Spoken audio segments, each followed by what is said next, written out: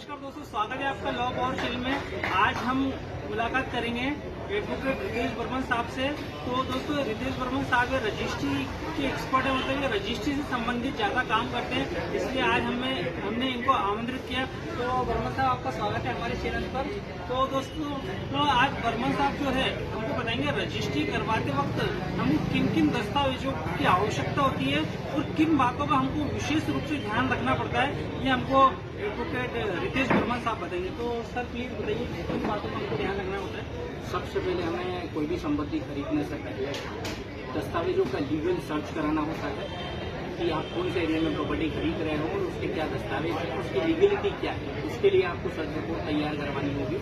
उसके बाद में आप अनुबंध करेंगे पार्टी से, जो भी एक टोकन अमाउंट देके 10% या 25%। उसके बाद आपको जाहिर सूचना प्रकाशन करवाना होता है 7 दिवस के। 7 दिवस पश्चात यदि उसमें कोई आपत्ति आती है तो संपत्ति की संबंधित आपत्ति का निराकरण किया जाएगा। यदि नहीं आती है तो फिर उसका अनुबंध का निष्पादन करके उसके अनुबंध की जो ड्यूरेशन रहती है 1 माह, 3 माह या 2 माह, जो भी ड्यूरेशन होगी, वो ड्यूरेशन समाप्त होने के बाद आप रजिस्ट्री का पंजीयन करा सकते हैं।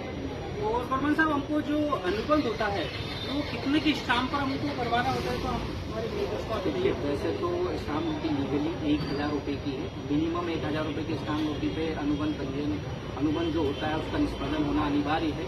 और अभी लेटेस्ट न्यूज है कि सरकार उसमें संशोधन कर रही है और उस 1000 रुपये की स्टाम्प ड्यूटी को 5000 रुपये तक करने का एक तैयार हो गया है।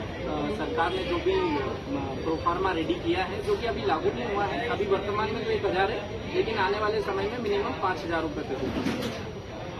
तो बर्मन साहब, एक बार हमारे व्यूअर्स को आप ये बताइए शॉर्ट एंड स्वीट में किन किन दस्तावेजों की हमको रजिस्ट्री के लिए आवश्यकता होती है और किन बातों का विशेष रूप से हमको ध्यान रखना होता है। देखो, कोई भी संपत्ति खरीदने से पहले उस संपत्ति से संबंधित वर्तमान जो पेपर है, जो भी रजिस्ट्री है जिससे हम माल खरीद रहे हैं, उसकी रजिस्ट्री, उसके बाद जो पीछे के चैनल डॉक्यूमेंट होते हैं, क्योंकि चैनल में अपन ये मान के चलो कि जिससे हम खरीद रहे हैं उस व्यक्ति ने किससे खरीदा, उस व्यक्ति ने किससे खरीदा, यानी उसकी जो फर्स्ट रजिस्ट्री, जो उसकी स्टार्टिंग है, जहाँ से फर्स्ट, जहाँ बिल्डर से स्टार्ट हुआ है या कोई कानूनी नाइजर से या कोई अवैध रूप से कोई प्रॉपर्टी कटी है, तो उसकी फर्स्ट जहाँ से स्टार्ट होती है प्रॉपर्टी से आज तक के सारे दस्तावेज अपने पास होने चाहिए।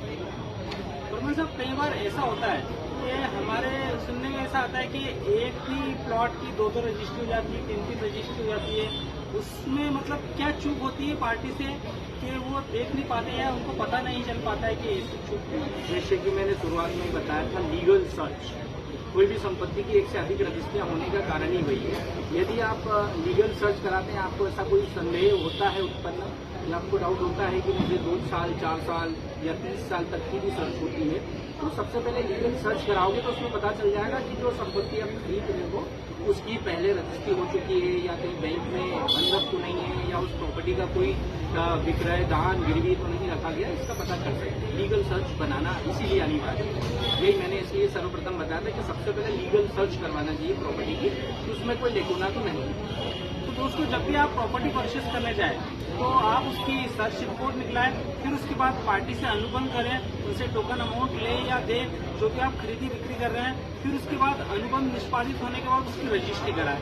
और रजिस्ट्री कराने के लिए किन किन व्यक्तियों की आवश्यकता होती है? जो जिनसे हम माल खरीद रहे हैं, संपत्ति को खरीद रहे हैं, उनमें सेलर होना अनिवार्य है और परचेसर और 2 विटनेस। तो दोस्तों, ये जानकारी हमें एडवोकेट रितेश बर्मन साहब ने दी है, तो मैं इनका once again thank you so much कहना चाहूँगा अपने चैनल पर। और आशा करता हूँ ये वीडियो आपको पसंद आया होगा, और पसंद आया हो तो लाइक करिए, शेयर करिए, और आपके रजिस्ट्री से रिलेटेड कुछ डाउट्स हो तो आप कमेंट सेक्शन में पूछ सकते हैं, तो हम नेक्स्ट वीडियो उसी की बनाएंगे। तो थैंक यू सो मच दोस्तों, आशा करता हूँ ये वीडियो आपको पसंद आएगा।